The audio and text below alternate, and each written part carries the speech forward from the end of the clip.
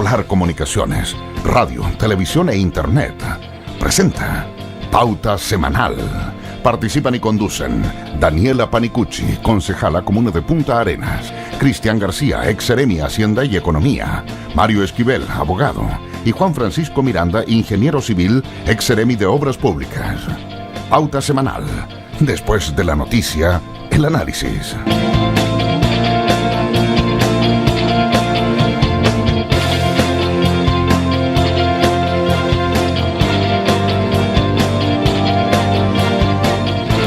Buenas tardes a todos nuestros auditores, buenas tardes y nuestros invitados. Estamos en el programa Pauta Semanal, que se transmite todos los días viernes, ¿cierto? En este horario, a las 15 horas. El día sábado también se repite este programa a las 15 horas y eventualmente, solo por este domingo, vamos a cambiar el horario porque vamos a transmitir a las 18 horas, ya que anteriormente en el horario que nos corresponde se va a transmitir una procesión de Jesús Nazareno.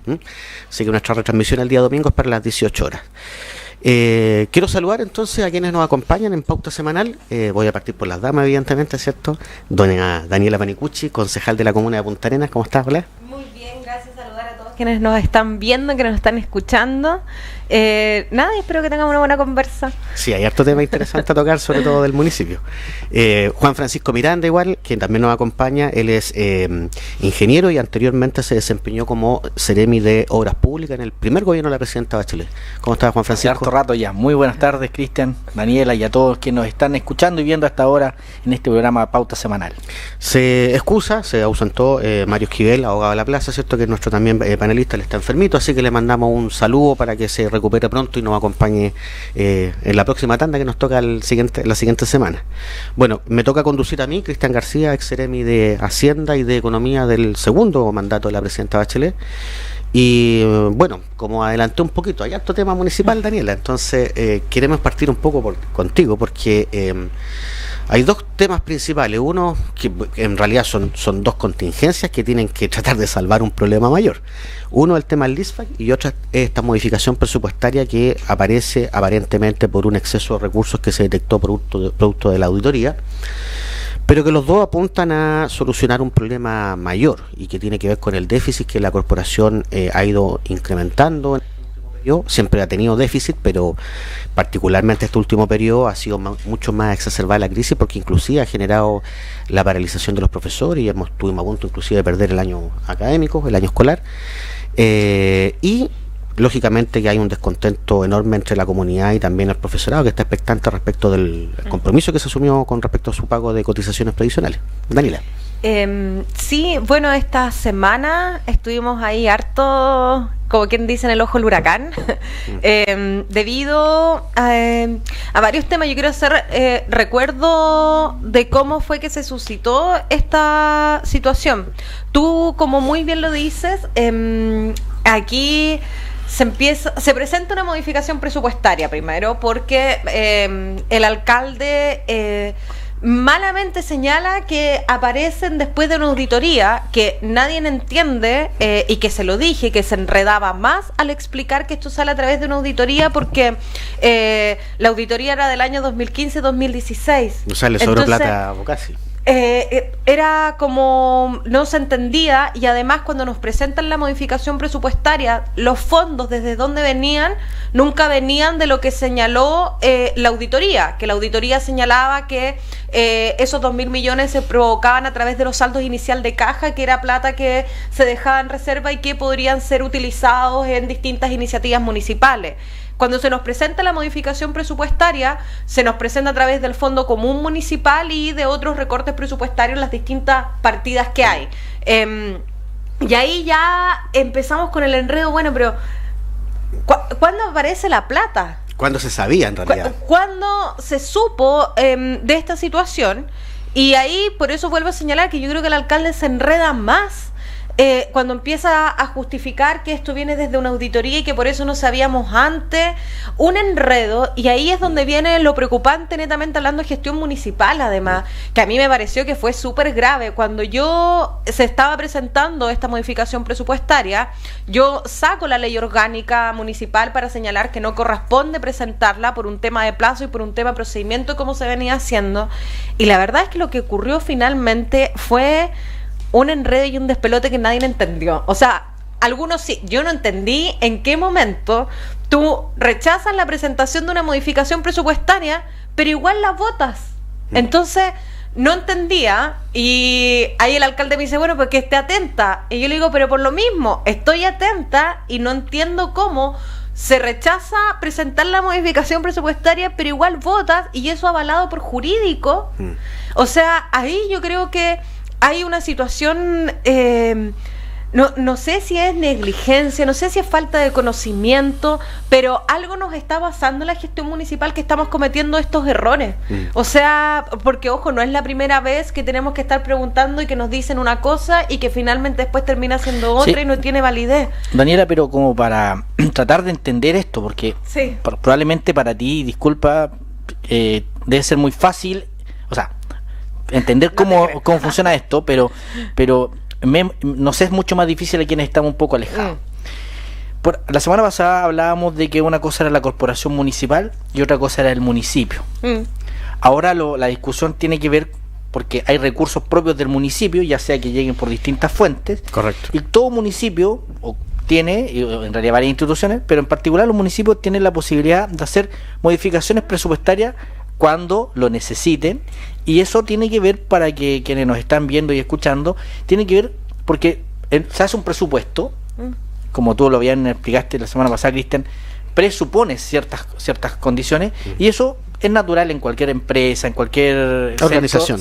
Se hace eso. Hasta en la casa se hace. Exactamente, establece, es decir, gastar algo y después hay modificación. Entonces, una cosa es la modificación presupuestaria. Yo quiero entender que lo que aquí se trató de votar era una modificación donde se dejaban recursos disponibles para después traspasarlo a la corporación municipal, y corrígeme si estoy equivocado, y desde ahí resolver la urgencia que tiene que ver y el origen de todo el conflicto con el pago de imposiciones de los profesores y con todo lo que ha significado para la comunidad y para todo. Así es como lo estás señalando tú, Juan Francisco, porque de hecho, y qué bueno que lo preguntas, también para explicarlo a la comunidad y volver a la exposición que se hizo la semana pasada. La corporación municipal es un ente con patrimonio distinto y personalidad jurídica propia, diferente al municipio, pero el municipio es el sostenedor o el socio principal, el asociado principal que le dio vida a esa corporación municipal. Por lo tanto, uno de los deberes del municipio es también transferirle recursos, al margen de que la corporación municipal genera sus propios ingresos producto de las subvenciones que recibe parte del Estado por el servicio educacional. Pero el municipio también entrega aportes, y esos aportes es voluntad del municipio. Y ha sido de forma reiterada y permanente, porque todos han pasado en ayuda o en... Claro, por eso que el efecto de esta modificación presupuestaria del municipio permitía generar recursos o liberar recursos que no tenían ninguna asignación de gasto, y por lo tanto permitir que esos recursos se dan en favor de la corporación municipal. Pero como Daniela vuelve al análisis, aquí lo que parece extraño es que sobre plata, porque por un lado se hace una auditoría para detectar un fraude y en vez de faltar plata pero plata. La primera confusión, esa auditoría se hace a la corporación municipal, no al municipio, o se hace al municipio, o son dos. Son dos. Hay una auditoría que es a la corporación y hay una auditoría que es al municipio. Son dos distintas. La que revela que hay esta situación, y que ojo, lo de la modificación presupuestaria también fue una observación que hace la auditoría al municipio, señalando que no desde ahora, sino que desde cuando empiezan a hacer la auditoría 2015-2016, que hay una serie de modificaciones presupuestarias que es común, entonces que sugieren que hay que tener una mayor precisión cuando hacemos los presupuestos, que eso es válido. Respecto de lo que pasa con esta, nunca se había hecho una modificación presupuestaria por tantos recursos, estamos hablando de 2.000 millones de pesos. Para yo aclarar, lo señalé, el presupuesto del municipio es como de 26.000 millones. Pero ahí solo vamos para tratar de entender, independiente de dónde, resulta que hoy como solución al conflicto se establece esta modificación presupuestaria. La pregunta que yo me hago, y que probablemente muchos se hacen, es cómo ahora recién se dan cuenta que existe un financiamiento, o sea, 2.000 millones de pesos, y la pregunta es, ¿cómo no se dieron cuenta antes? Y detrás de eso viene, ¿podríamos haber evitado este conflicto?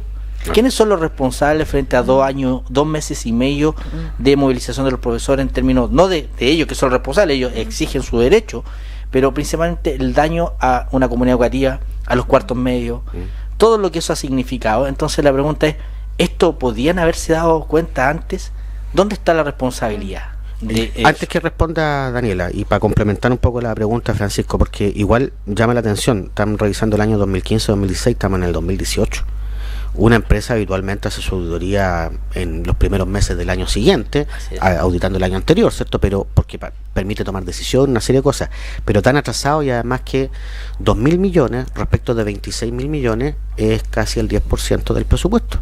Entonces, no tener claridad respecto del 10% del presupuesto, y no estamos hablando de los gastos, estamos hablando de ingresos, o sea, aquí sobró plata. Entonces, yo insisto que la pregunta que hace Francisco va en el sentido correcto.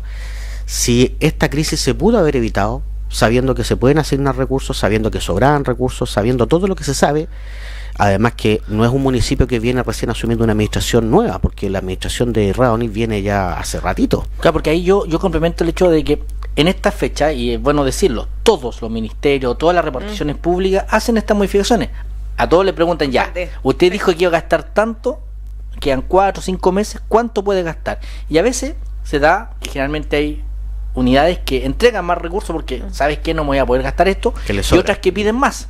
Es que eso es como natural. La pregunta es, de todos estos 2.000 millones de pesos, ¿cuánto viene por este ejercicio que se hace en forma anual, y cuánto viene de que en un origen estaban esos fondos y no fueron distribuidos? Es que precisamente ese es el punto. Yo creo que aquí nunca hubo voluntad política. Aquí lo único que hubo es que el alcalde señaló que la única solución es el leaseback, y absolutamente nada más.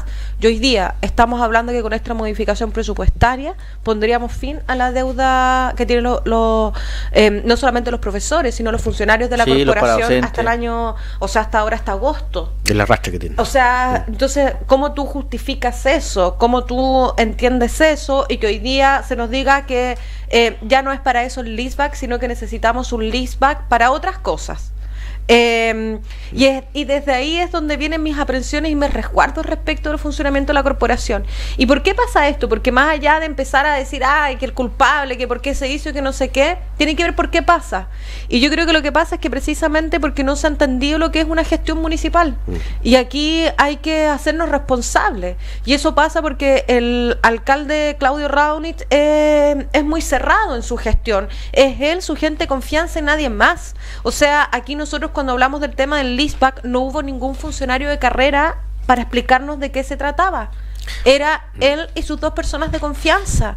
Entonces ahí tú empiezas. Le preguntó en algún momento de finanzas, ¿sabe qué? ¿Hay plata? Sí, porque nunca participó en las reuniones, en las comisiones. Entonces yo creo que ahí hay que hacerse responsables y sacar lecciones y de ver cómo de aquí en adelante se empieza a trabajar, porque si seguimos así encapsulando la gestión municipal, tenemos que, ¿qué pasa? ¿Tanta desconfianza hay? Lo otro que me llama la atención es que hay como un modo operandi, porque ¿qué es lo que uno ve desde fuera? Había que votar apurado, pero no solo esto, mira, y eso es lo que el tema de los fondos del festival, el tema del festival folclórico, apurado. El LISBA fue lo mismo.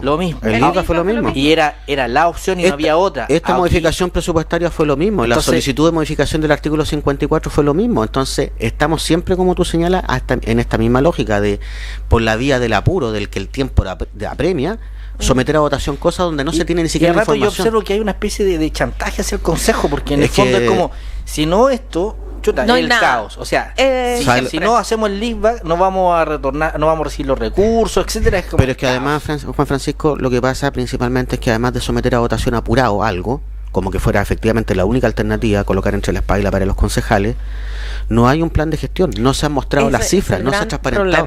Porque, mira, tan es así que no se ha transparentado las cifras que estos 2.000 millones de pesos es saldo inicial de caja. Sí, mira, yo te voy a hacer la simple pregunta. Sería bueno explicar, disculpa, sería bueno, ¿qué es lo que es un saldo inicial de caja? Porque cuando uno no tiene idea. Cuando uno parte con su gestión presupuestaria, hay plata que te quedó de remanente del ejercicio presupuestario anterior. Si te quedó remanente, eso es saldo inicial de caja. Y luego tienes todo lo que tú generas y lo que gastas. Aquí lo que han explicado es que ese saldo inicial de caja es para poder tener financiamiento para los primeros meses, porque los dineros y el fondo común municipal llega un poco tardío. Y para algunos compromisos que se asuman el último mes. Pero luego te llegan, claro. Y como te llegan después, va a generar al final de tu ejercicio un saldo final de caja, que va a pasar a ser saldo inicial de caja al siguiente periodo. Y así periódicamente van generándose saldos iniciales de caja. Entonces, si se hubiese sabido con claridad claridad, si el alcalde hubiese transparentado a los concejales con claridad las cifras, esto se hubiese solucionado no este año, porque como el año pasado. Es tragicómico a agosto decir que ahora el saldo inicial de caja, que es un dinero que tú, como bien dices, viene del año anterior, del ejercicio anterior, y que está el dato desde un principio. Ese es el punto. Claro, y que hay partidas comprometidas, pero mira, lo más complejo de esta situación, que en la reunión que tuvimos yo hice la siempre pregunta, ¿esta es la última modificación presupuestaria? Y me dice, pero es que en 4 meses más vamos a volver a tener una deuda de 2.000 millones. Y yo le digo, ya, pero, o sea, ¿cómo? Me dice, sí, porque tenemos una deuda de 500 millones cada año, entonces ahora, cada mes. Entonces, ahora necesitamos esto, pero en 4 meses más vamos a volver a tener una crisis y una deuda de 2.000 millones de pesos. Y ahí es donde yo siento que necesitamos tener mayor claridad y también falta mayor conocimiento. Por eso yo he solicitado en reiteradas oportunidades que las comisiones de educación también participen en la Seremía de Educación. Sí. Porque es tan enredado este tema y que yo no soy experta en el ámbito educativo y no me manejo todas las partidas del ámbito de educación. Pero ahí recién dijiste un dato que es bueno que se sepa.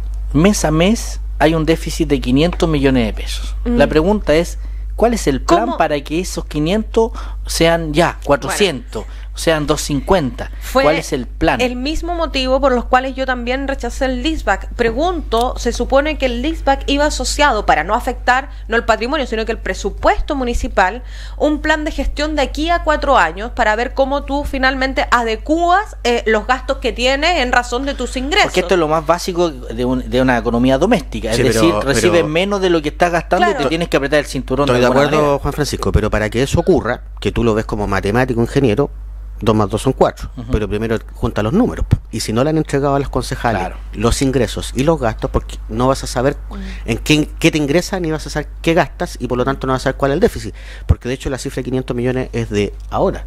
Tú en programas anteriores manifestaste que la cifra que te habían dado era de 300 millones por mes. Es que ese es el tema. Claro, y cada mes hay una cifra distinta, entonces cada reunión de consejo hay una cifra distinta. Y ahí es donde están las dudas. ¿Cómo se generan estas crisis? Porque, y además que tú empiezas a decir, bueno, esto no solamente le pasa a esta corporación, sí, le pasa a la gran mayoría de las corporaciones en todo el país. Entonces, ¿dónde está el conflicto? ¿Dónde está el problema? Y claro, cuando se habla de este plan de gestión, le pregunto a la corporación y no tiene nada. Es que claro, el PADEM, que hablaba de una adecuación, le pregunto, bueno, ¿cuáles son los avances que tenemos del PADEM? Si nos pueden contar, porque, o sea, tú le estás entregando plata, necesitas saber también cómo va la gestión. Puras excusas, que las condiciones no se dieron, que esta situación no estuvo acá, lo que pasa tuvimos es que ahí, otras prioridades. Al menos yo lo que observo es que el problema es estructural y por lo tanto en general todas las corporaciones, salvo las de municipios muy ricos que inyectan recursos, van al déficit. Entonces el ejercicio que uno esperaría de la autoridad es hacer que ese déficit sea menor, porque hemos dicho acá que el problema es mayor por un tema de matrícula, una serie de aspectos que hacen que la problemática sea compleja, pero el ejercicio que uno esperaría de la autoridad, en este caso el alcalde, es que esa deuda sea menor. Y ahí es donde uno se entera de cosas como, por ejemplo, que hay datos de, siempre me confundo en el liceo Niñas, parece, sí, de que hay una matrícula de 150 estudiantes y hay una plana de directivo, docente académico de como si el colegio fuese de 700. Sí, no se sostiene ese colegio efectivamente con financieramente. Entonces, hablando. Alguien tiene que tomar decisiones y ahí uno esperaría que fuese la corporación y el municipio, el alcalde. Y ojo, y tú vas a escuelas que tienen mayor cantidad de estudiantes y todos tienen el problema que le falta gente. Entonces no entiendes tú dónde está la problemática, y ahí hay un tema que es más profundo que solamente el tema de recursos humanos. Tiene que ver también cómo se entiende la educación pública, y que eso tiene que ver también con una voluntad. Aquí no se trata de empezar vamos a despedir a todos, porque tiene que ser efectivamente hoy día cómo tú fortaleces la educación pública. Lo dijimos, o sea, tiene que ver con distintas iniciativas que tú los lleves a la educación pública y que sea, oye, lo llevo porque tengo este plus, no porque fue que no pude acceder o porque quedé fuera de la tómbola, pero un sistema de otro que uno hubiese preferido. Y ahí hay decisiones que hay que tomar. Mira, datos. Cuando preguntaba yo y hacías la comparación en relación de cantidad de docentes y cantidad de asistentes de la educación, son muy parecidas. Bueno, tengo un grupo de amigos que son todos profesores y que la gran mayoría trabajan en establecimientos particulares y algunos subvencionados. Y yo les preguntaba cómo es la relación de docente y de asistente de la educación y me dice, Daniela, somos todos docentes. Asistente de la educación en un establecimiento, me dijo, no son más de 4. Y la relación es 1 a 1 hoy día. Y aquí tú en el sistema de educación pública tienes una relación mayor. ¿Por qué se da eso? Yo lo podría entender, pero hay que justificarlo y que eso se ve reflejo en una mejor calidad educativa. Así es. Porque si tú tienes una mayor cantidad, yo no juzgo, puede ser porque tienes mayor cantidad de estudiantes o porque quieres tener otro, hay situaciones de mayor conflicto, pero en esos parámetros yo creo que hay algo algo no está bien. Pero ahí es donde uno esperaría que ya se resuelve este problema contingente que tiene que ver con el pago. De alguna manera, hoy día hay recursos, probablemente más allá de la forma, se va a resolver eso. La pregunta es, de ahora en adelante, con datos un poco más claros, ¿cuál es el plan del alcalde de Punta Arenas para que no volvamos a estar en 2 meses más con una situación similar? Sí.